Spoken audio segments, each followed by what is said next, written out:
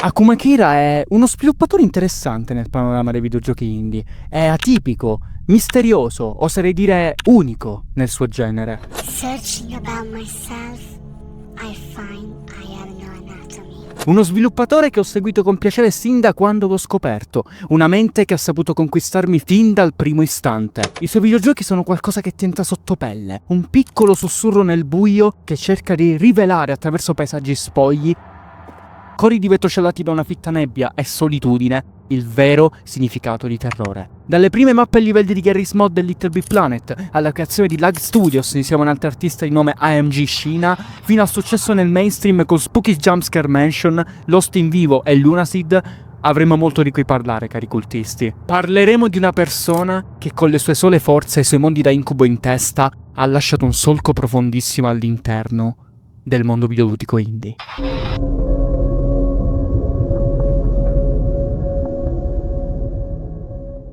Nonostante sia difficile capire quale sia stato il primo vero videogioco di Akuma Kira, vuoi per le informazioni sparse, vuoi per altro, la piccola scintilla che fece divampare tutto fu un compito in classe. In un community college americano, durante una lezione sulla fantascienza, Kira riceve da parte di un suo professore il compito di raccontare una storia di fantascienza. Kira è il classico adolescente weird figlio della cultura Y2K, è fissato con l'horror, ama il film The Mist, ha un gusto molto particolare in fatto di serie animate e ama divertirsi sui server di Gmod, il videogioco sandbox creato da Gary Newman. In quel momento, in quella classe, quello che per qualsiasi altro adolescente poteva diventare un ennesimo noioso compito da fare a casa, per Kira si trasforma in un vortice di idee e passione. Tornato a casa, Kira si butta a capofitto nella creazione della sua storia, a modo suo. Apre Gmod e, aiutato da alcuni amici e ispirato alla trama di The Mist, inizia a creare. Kira forse non sapeva a cosa avrebbe portato quella sua creazione, ma una cosa è sicura: quella semplice, innocente e, diciamocelo, grezza mappa di Garry's Mod era solo il primo passo della sua visione.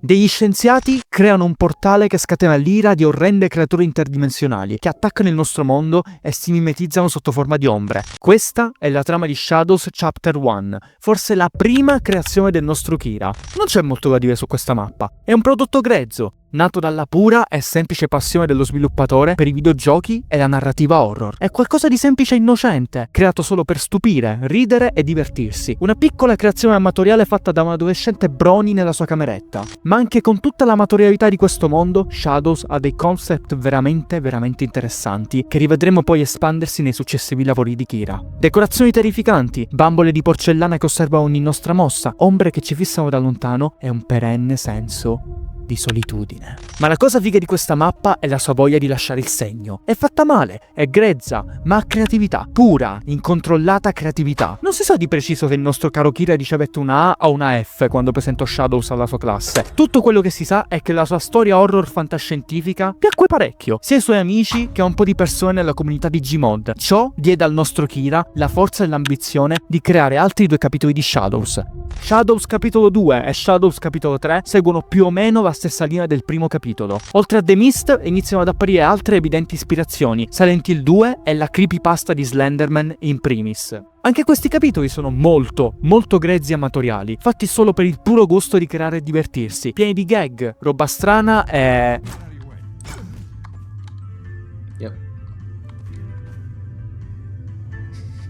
Nonostante questo, anche 2 capitoli di Shadows ottenne un discreto successo nella community di Gmod. Questo successo fece sbocciare qualcosa nel nostro Kira, un bisogno, la necessità di creare, sempre più forte, sempre più incessante. La sua voglia di stupire, di sperimentare e di raccontare qualcosa attraverso i videogiochi aveva bisogno di fuoriuscire, di espandersi come un incendio.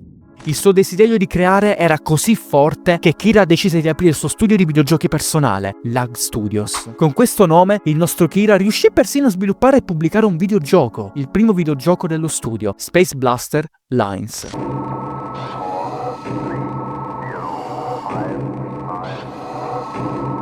Un breve ma intenso videogioco horror sperimentale, dove un'intelligenza artificiale impazzita e piena di rancore intrappolata in un videogioco arcade spaziale tentava di fuggire e di possederci. Il gioco ottenne un discreto successo nell'underground, vennero soprattutto lodati la sua metanarrazione e l'atmosfera malata e opprimente. Tutto bello, tutto divertente, ma nonostante l'uscita di Space Blaster Lines, allo studio mancava qualcosa, o meglio, Qualcuno che condividesse gli stessi ideali e la stessa follia del nostro Kira. Una persona tosta, in grado di riempire lo spazio mancante all'interno di Lag Studios. Caso volle che proprio in quel lasso specifico di tempo Kira incontrò un'altra artista. Anche lei era una mente fuori dal comune, un turbine di creatività che si univa perfettamente alla visione artistica del nostro sviluppatore. Il nome dell'artista era, o meglio, è Sheena Perez, che si unì a Lag Studios nel 2014. Queste due forze della natura, oltre a essere i diretti responsabili della creazione di uno dei livelli più strani mai visti su Little Big Planet, di nome 100% Beef Corp, riuscirono ad avviare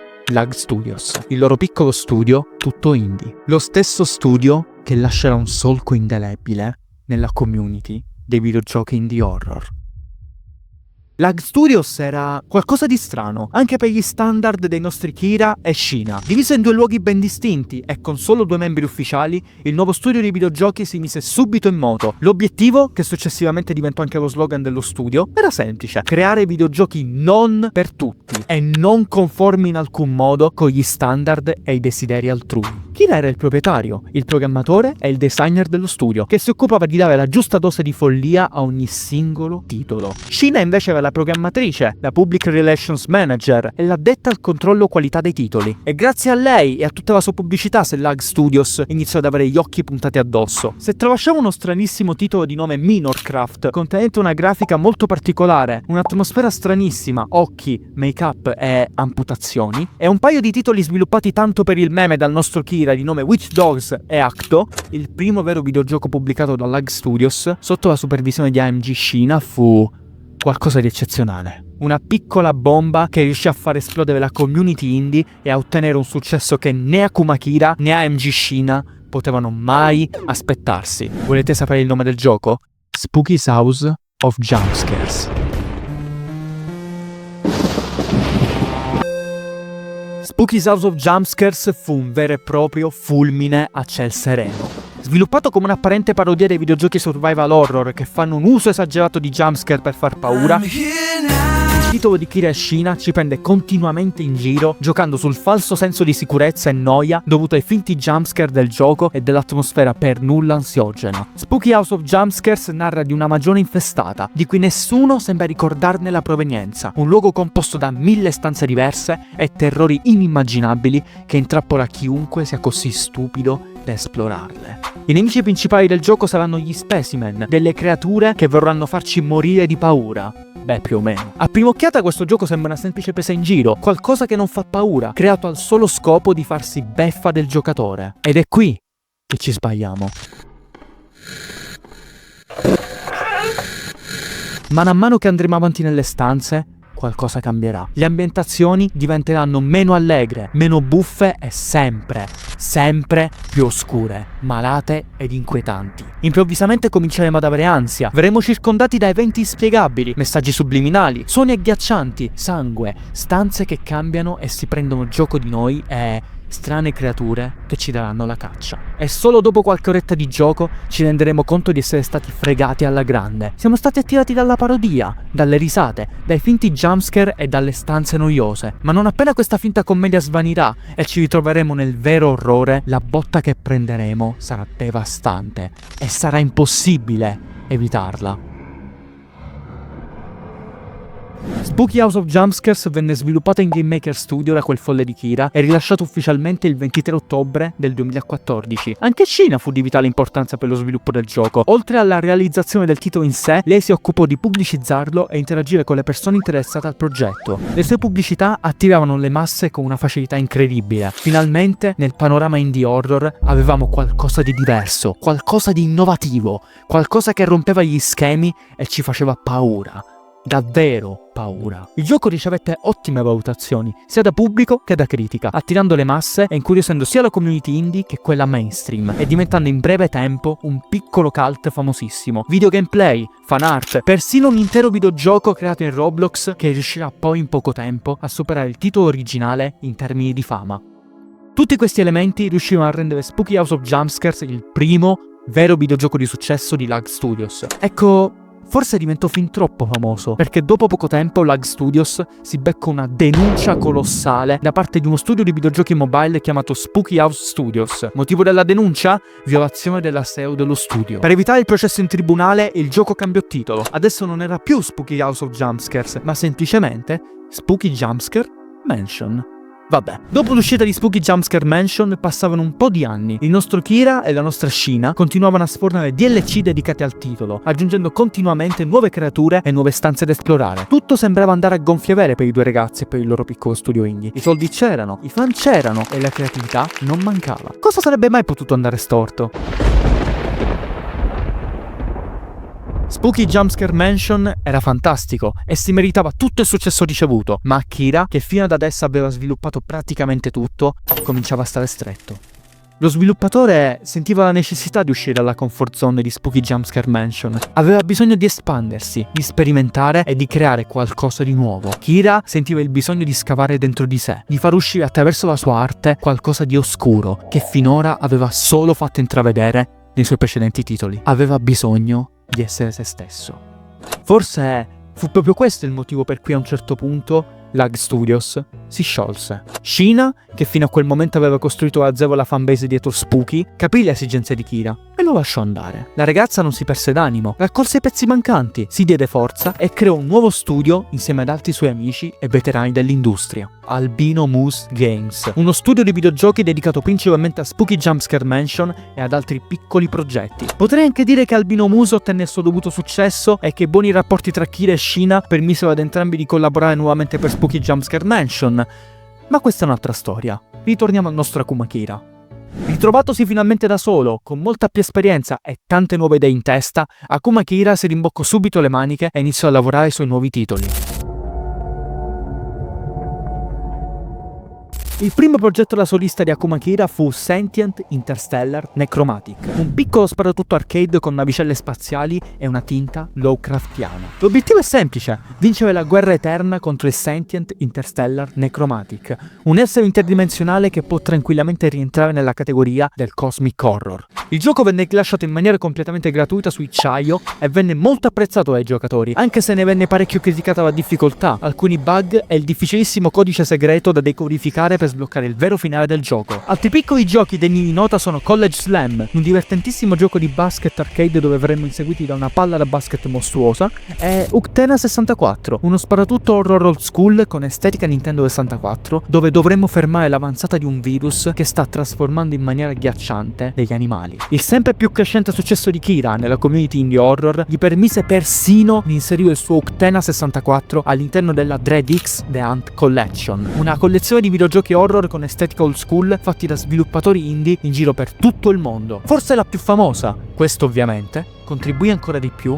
all'ascesa di Kira. Ma la vera ciccia arrivò quando Akuma Kira decise di spingere l'acceleratore e di tirar fuori l'artiglieria pesante. Ispirato dai maestri dell'orrore Junji Ito, Guillermo del Toro e Howard Phillips Lovecraft, Akuma Kira iniziò a piccoli passetti a creare la sua visione. Un universo narrativo condiviso, nato lentamente da alcune sperimentazioni, che gli permetteranno poi di far nascere qualcosa che avrebbe causato un vero e proprio terremoto all'interno del mondo videoludico indie. La prima sperimentazione del nostro Kira che raccoglie a piene mani il suo desiderio di horror è The Undying Beast, una piccola gemma creata in sole 48 ore su Unity per la Haunted PS1 Wretched Weekend Game Jam. Con un'estetica PS1 minimale e angosciante, un'atmosfera vuota e opprimente e una storia semplice ma efficace, The Undying Beast ci trasporta in un bosco morto avvolto dalla nebbia. Noi non lo sappiamo, ma siamo in un nuovo piano di esistenza, un luogo privo di vita dove l'unica cosa che riusciamo a percepire in lontananza sono strani scricchioli e lamenti provenienti da qualcosa che sicuramente non è umano. Un'esperienza di giudizio, simbolismo e vita in un luogo marchiato dalla morte. Non voglio spoilerarvi The Undying Beast, è una piccola gemma che merita di essere giocata e vissuta. A cosa servì The Undying Beast secondo voi? A cosa servì sviluppare un gioco del genere per il nostro Kira? Servì a fargli tastare il terreno. Adesso Kira aveva fatto un suo videogioco horror, adesso sapeva a cosa andava incontro e con questa sua nuova conoscenza lui iniziò a calcare sempre di più la mano proprio su questo tipo di atmosfere e sensazioni.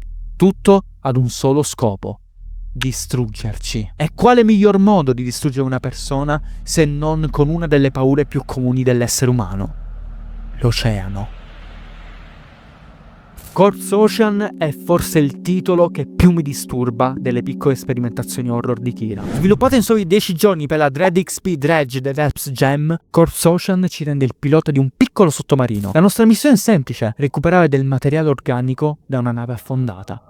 A differenza di The Undying Beast, che si presentava come un semplice walking simulator narrativo, Corpse Ocean è più complesso. Nel gioco potremo infatti basarci su delle coordinate per avvicinarci al nostro obiettivo e, cosa più importante di tutte, avremo a disposizione un sonar per captare la presenza di altre creature intorno a noi. Finora nulla di strano. Dov'è il mostro orribile? Dove sono i jumpscare? Non c'è nulla di pericoloso e spaventoso intorno a noi.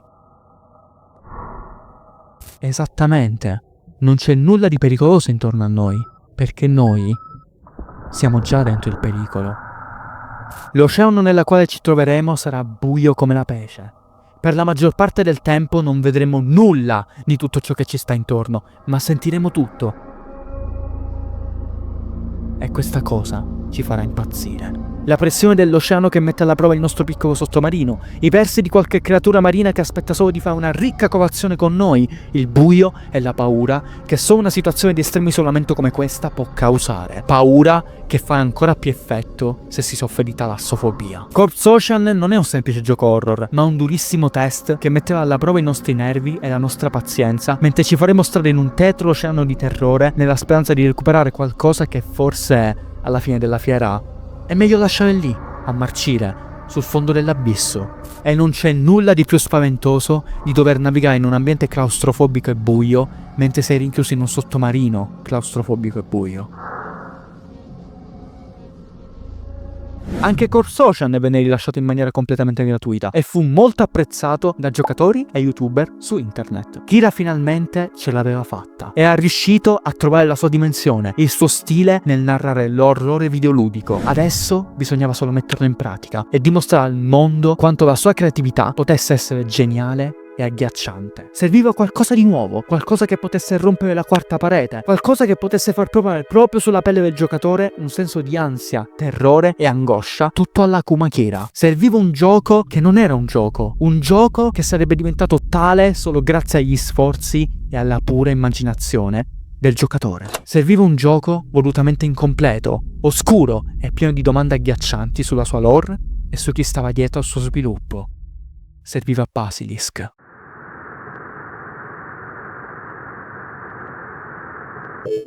Basilisk è probabilmente uno dei progetti di Kira a cui sono più legato da un punto di vista sentimentale. Il motivo è presto detto: sono anch'io, nel mio piccolo, uno sviluppatore e vedere ed esplorare con i miei occhi un mondo volutamente incompleto mi ha veramente ucciso. Basilisk è un gioco che, come praticamente qualsiasi titolo di Kira, si fa beffa di noi, mostrandosi come un vecchio titolo per SNES abbandonato a metà sviluppo da sviluppatori fittizi per cause a noi sconosciute. Ovviamente, come per gli altri lavori di Kira, cercherò di non spoilerarvi nulla per non rovinarvi l'esperienza, ma vedere un gioco come Basilisk, più che darmi angoscia o terrore, mi ha trasmesso un enorme senso di tristezza.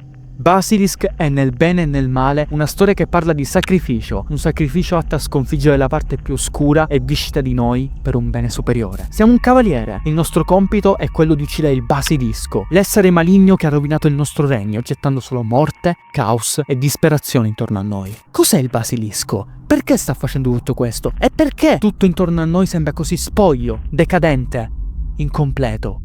La risposta è semplice. Il gioco a cui stiamo giocando non è mai stato terminato. Non sapremo mai tutta la storia, semplicemente perché non esiste, almeno in apparenza. Starà a noi unire tutti i pezzi mancanti, starà a noi portare la vita e la felicità in un mondo che l'ha persa, uccidendo il basilisco. Ma anche nella cornice di finzione finalmente creata da Akuma Kira, Basilisk e soprattutto il suo seguito, Basilisk 2000, irradiano un'aura di morte e tristezza. È difficile spiegare questa sensazione, ma oltre al contesto stesso del gioco, alla trama che ci sta dietro e a tutte le varie orribili implicazioni, i due Basilisk sono due titoli che mi hanno colpito per come vengono raccontati. Un gameplay finto, avviato o tramite save state di un emulatore o tramite l'editor di gioco stesso. Come dicevo prima, stiamo esplorando un mondo morto, incompleto, fatto da persone che cercavano disperatamente di raccontare una storia attraverso l'unico modo che ritenevano possibile, il videogioco. Ma non ci sono mai riusciti, sia per problemi puramente economici e gestionali, sia per problemi psicologici. Attraverso quei save state, attraverso quell'editor, riusciamo a vedere, quasi come in una finestra temporale, ciò che doveva essere e che mai sarà. Boschi tetri, dialoghi criptici, paesaggi malinconici grezzi e raffazzonati, dettagli inquietanti messi per noia, annotazioni e stracci di lore che non vedranno mai la loro forma completa, ambientazioni con così tanto potenziale che rimangono così, abbandonate. Per sempre. Basilisk mi mette tristezza per questo. È un gioco mai nato, è tutto finto, creato a tavolino da quel folle di Kira per permetterci di vivere una metanarrazione in un modo diverso. Però fa male. Perché quell'editor perennemente fermo, che aspetta solo che il suo creatore lo utilizzi, invano, l'ho vissuto sulla mia pelle, ancora prima di Basilisk. Videogiochi, progetti che avrei voluto creare e che non hanno mai visto la luce o che si sono fortunatamente evoluti in altro. Sembra una cazzata, ma da artista non riuscire a far nascere qualcosa equivale alla punizione più brutale. Un vero e proprio assalto psicologico e fisico che ci attacca da tutti i lati e ci dilania senza pietà. A quel punto vengono a galla tutti i sensi di colpa. Non sei bravo, non sei in grado di farlo, ti mancano le skill necessarie, sei stanco, sei in burnout, sei triste, sei mediocre. È tutta una serie di cose che porteranno poi inesorabilmente alla stessa fittizia fine di Basilisk. Un mondo affascinante, stupendo e pieno di idee scintillanti che rimane perpetuamente fermo, immobile, incompleto, vuoto. Inutile. Non voglio spoilerarvi due Basilisk, sono entrambi dei non giochi che meritano di essere vissuti. Una storia raccontata in due atti da due diversi punti di vista, giocatore e sviluppatore, che si evolve lentamente e inesorabilmente fino a mostrarsi in tutta la sua crudezza e umanità. Una storia di quanto noi esseri umani a volte, pur facendo tutti i sacrifici necessari per salvare il mondo, per salvare il bene superiore, non riusciamo a salvare noi stessi, innescando così un ciclo di sofferenza perpetua che terminerà nella maniera peggiore possibile. Come per gli altri titoli, anche Basilisk e Basilisk 2000 fecero scalpore. Vennero fin da subito lodati il metagameplay unico, la storia criptica, inquietante e triste e l'atmosfera ferma nel tempo. A questo punto arriviamo a un momento importante della carriera di Kira. Stiamo quasi per vedere il mosaico completo di quest'autore. Servono solo altri piccoli pezzi, altri piccoli giochi sperimentali per far trovare a Kira la sua dimensione. E quali migliori giochi se non Vergilius e Paraedolon? Vergilius è un interessante walking simulator creato principalmente per smanettare un poco la grafica di gioco, una breve ma intensa storia ispirata dalla Divina Commedia e dai passaggi da incubo di... sì, sempre lui, Zdzisław Beksiński. Un'avventura criptica e sperimentale che con la sua narrativa riuscirà a smuovere qualcosa nel nostro Kira. Il desiderio di raccontare storie di forte impatto, forse anche più forte di Basilisk.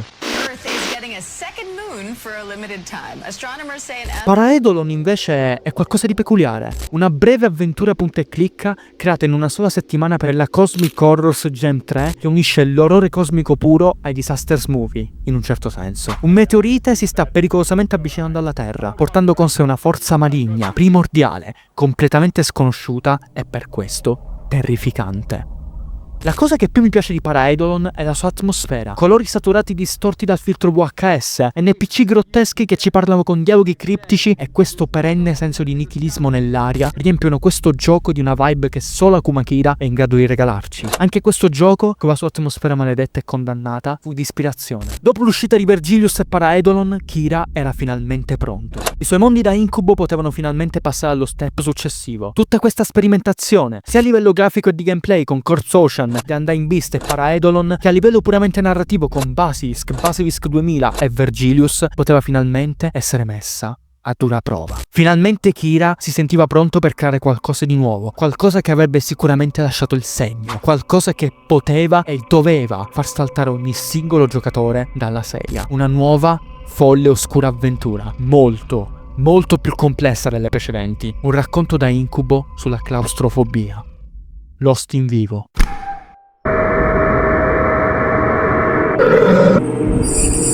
Lost in Vivo è il gioco horror di Akuma Kira. Ancora prima di essere un gioco, Lost in Vivo è una stupenda lettera d'amore dedicata a tutti i fan dell'horror. Un racconto deviato e disturbante sulla terapia, sulla ricerca del coraggio per poter affrontare le proprie paure, le proprie fobie e le proprie ossessioni e cercare di superare l'oscurità dentro di noi. Fortemente ispirata alla leggendaria saga di Silent Hill di Konami, Lost in Vivo non si fa problemi a prendere piccoli pezzi da ogni sottogenere di videogioco horror, da survival horror all'horror psicologico, allo slasher, all'analog, e corromperli nella visione artistica personale di Kira. Dopo aver perso il nostro cane all'interno di un sistema fognario in disuso, noi, armati solo del nostro coraggio, dei nostri traumi e di qualche arma, dovremmo farci strada attraverso tubi e corridoi dimenticati da tutti per riuscire a salvarlo. Ma la nostra non sarà solo una missione di salvataggio, sarà anche un atto di coraggio, una terapia d'urto che ci costringerà attraverso eventi inspiegabili e mostri orribili a fare i conti con tutte le nostre paure. E tutto questo senza l'ausilio di jumpscare, soltanto pura ansia e tensione, costruite in maniera magistrale e sorrette da un'atmosfera che non ha nulla da invidiare ai classici da cui prende ispirazione. Il punto più alto dell'horror di Kira era stato raggiunto e Lost in Vivo divenne un piccolo cult alla sua uscita. Il suo gameplay, la sua ambientazione e la sua personalità vengono ancora oggi accostate a titoli di altri autori indie horror famosi come ad esempio David Zimasky o Chillas Art. Finalmente l'obiettivo era stato raggiunto. Kira aveva dato al mondo la sua visione di horror perfetto, aveva dato tutto se stesso. Ma non bastava. Tralasciando il DLC Dollhouse dedicato a Spooky Jumpscare Mansion e creato insieme a MG Shina, Kira, dopo l'uscita di Lost in Vivo, si mise immediatamente a creare un altro suo grande progetto. Lost in Vivo era bello, certo, ma Kira aveva bisogno di espanderne ulteriormente la storia e l'universo narrativo. Non bastava mettere tutto se stesso all'interno di un'opera horror. Kira aveva bisogno di donare la propria arte in un modo che non lo censurasse, che non lo relegasse a un solo genere. Aveva bisogno di creare un mondo che potesse comunicare tutto il suo spettro di emozioni: tristezza, rabbia, terrore, gioia, malinconia, solitudine. Questa volta non serviva un horror, no, serviva qualcosa di incredibile, una piccola lettera d'amore a un classico videoludico che il nostro Kira ha sempre amato: Kingsfield.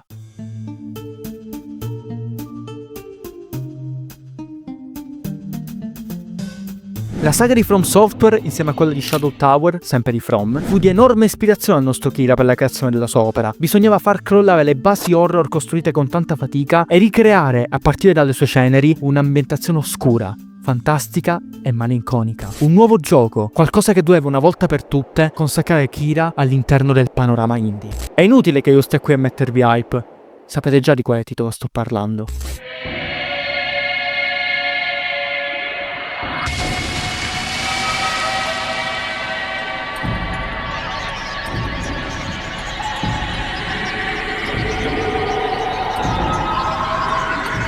Lunaseed è probabilmente insieme ai due Basilisk il mio videogioco preferito di Akuma Kira.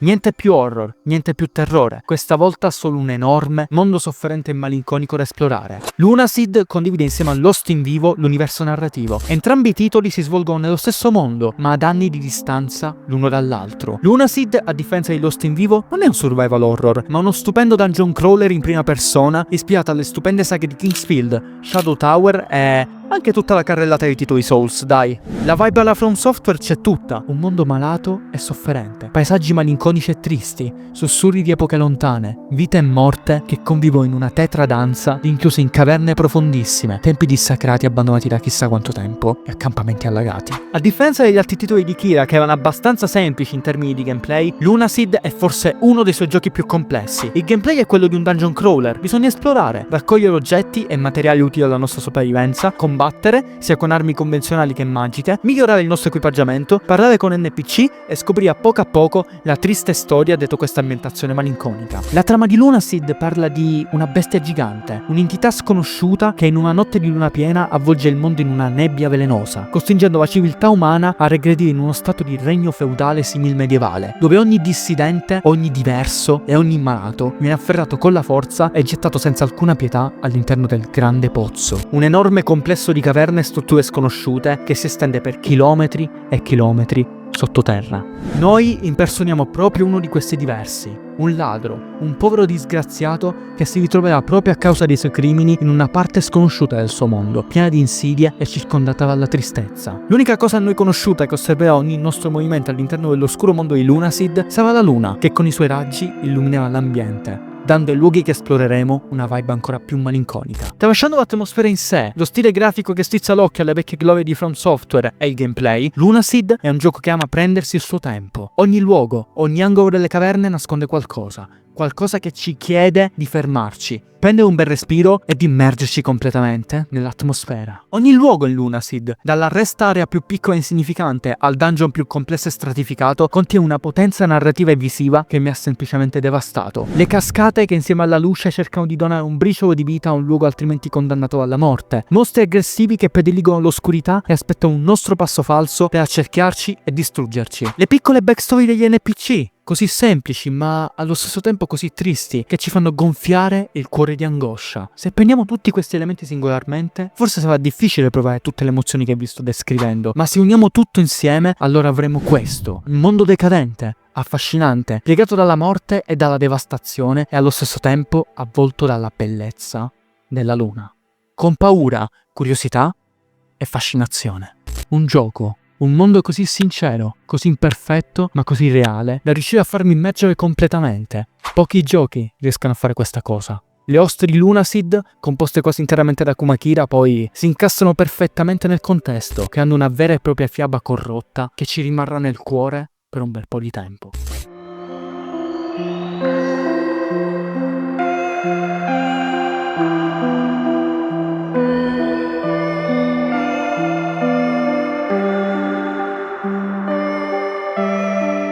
Uno dei motivi per cui apprezzo Kira è proprio questo, la sua capacità di portare in vita dei luoghi e delle sensazioni a modo suo. I suoi giochi, tutti i suoi giochi, non solo Lunaseed, hanno questa particolarità. Riescono a strappare dal nostro petto, con la loro apparente semplicità e bellezza, delle emozioni che non sapevamo nemmeno di avere, senza nemmeno chiederci permesso. Lo fanno e basta, e il risultato ci stravolge completamente. Kira nei suoi titoli ci apre le porte del suo animo, ci fa entrare, ci permette di esplorare ogni singolo anfratto con nostra paura e crescente curiosità, e poi, alla fine di tutto, ci lascia con delle nuove esperienze che nel loro piccolo riescano a cambiare la nostra percezione di arte e umanità del videogioco. Io amo quando succede questo. Amo quando un artista con la sua arte non si censura, non si fa scrupoli e si dona completamente al prossimo, senza pretese, senza chili e chili di trucco e glitter in pompa magna atto a nasconderne i difetti dell'animo. Amo vedere la schiettezza, la solitudine, la tristezza e tutto l'intero spettro di emozioni di una persona che ha trascorso anni e anni della sua vita a creare dal nulla interi mondi per poi darci le chiavi e dirci: entrate, fate come se foste a casa vostra. Amo quando un artista condivide. Amo quando un artista rivela tutti i suoi spigoli. Giochi come quelli di Akuma Kira sono speciali. Sono dei piccoli portali, uno specchio di una mente e di un cuore che ha deciso di traslarsi completamente senza pretese a noi sotto forma di arte. Preferisco 1000 volte opere come queste, anche più grezze, anche meno rifinite, anche create più di getto rispetto all'ennesima pappina riscaldata creata per non deludere il cliente. È per questo che amo la community indie, perché tutti loro, tutti gli artisti, musicisti, sviluppatori e quant'altro non ci trattano come clienti che hanno un portafoglio pronto a essere svuotato, ma come persone. Persone che hanno un'anima, emozioni, traumi e ferite, che hanno bisogno di condividere tutto. E l'arte, che vi piaccia o no, ancora prima di essere tale, è condivisione. E qui, con in sottofondo questa stupenda host, finisce il nostro tour dei videogiochi di Akuma Kira. Kira era finalmente riuscito là dove sembrava impossibile. Aveva condiviso con tutti noi la sua essenza, la sua anima.